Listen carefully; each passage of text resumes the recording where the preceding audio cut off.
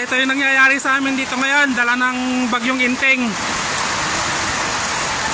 So, nandito kami sa third floor ng ate ko kasi yung bubong ko, ayan, lubog na. So guys, mga kapitbahay ko, lubog na rin pati bubong hanggang dito. Kabilaan po. Yan. Kung may rescue guys, pa-rescue, may mga bata ako. Although nasa third floor kami, kaya lang nangangamba kami, baka abutin pa ang third floor. Kasi tuloy-tuloy pa rin yung ulan.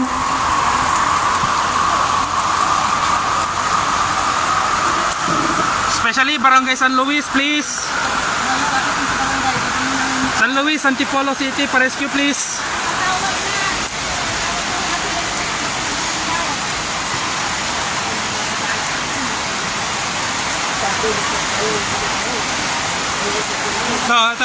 Patuloy pa rin yung patuloy pa rin yung ulan, kaya although nasa third floor kami, kaya lang may mga bata akong kasama, kaya kailangan ko sana ng rescue.